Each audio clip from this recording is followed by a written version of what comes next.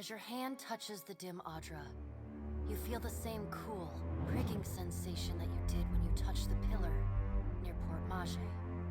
You concentrate on the pillar. The world around you swiftly falls away, leaving only the vast emptiness of the in-between.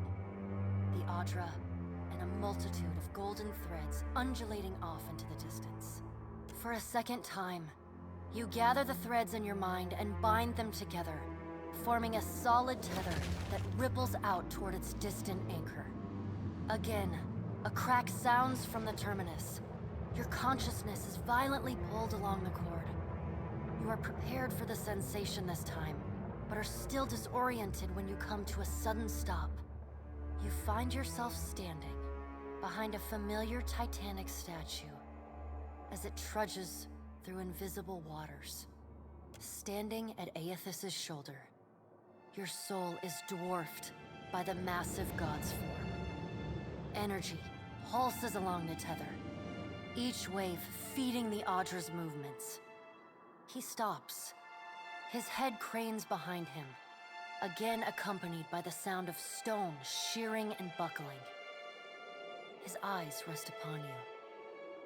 He does not reach for the cord, but considers you for a long span of silence before speaking. Your first attempt to contact me was brave. This second attempt, is it born out of desperation or something else? Why do you continue to follow me, Watcher of Cadnua? Many Kith would like to know the god's designs. Why is it so important to you? At first, he does not respond. But there is a wavering from the light within him. A momentary dimming that allows you to see the souls within the adra clearly. I never sought violence or death, but Margren and the Hand Occult have ensured that the world believes the madman Widewind tried to destroy the dear wood and everyone in it. In truth, a war was what I desired, but not one of violence. I sought a war of conscience. If people saw that the ruins so faithfully guarded by the Glanfathans were nothing more than machines the Angwithans had used to turn themselves into gods, what could that mean? Eothas becomes silent. You can sense his presence advancing back along the cord between you. His energy flows over your hand, tendrils of light probing into the air around you. They poke and prod at the silent lost souls hovering in your vicinity. You are in a unique position. In spite of the work of the Leaden Key and Hand Occult, you have seen through our facade. You know the god's true nature.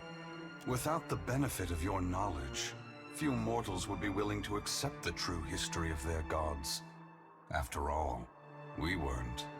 The last time I walked Eora, I made a mistake in not revealing my true purpose. I believe you would understand it better than most. Yes, I will tell you, but this is not the time. As I take this body farther from the lighthouse, the tether grows weaker, and I have already tarried too long. Soon this link will unravel completely. If I have not reached my destination when that happens, I will need to pull more souls from your world. It is. When you contacted me from Port Mage, I had to sever my tether to the luminous adra. Without it, I lacked the strength to reach Hasongo. I pulled souls from the creatures of the ocean and from the people at Hasongo until I could reach the lighthouse. The soldiers and Naga there were no threat to me. I did not kill them out of malice, but simply to keep this body moving. That question, Watcher, requires a more philosophical examination than we have time for. The edges of Eothas' massive form blur and dissolve. The huge figure retreats from you. As it moves, the tether begins to rapidly unravel. As Eothas speaks, his voice sounds garbled, fragmented, and distant. If you would know more, find me at the Ashen Maw in Margren's Teeth. I must rest there before I begin my final work.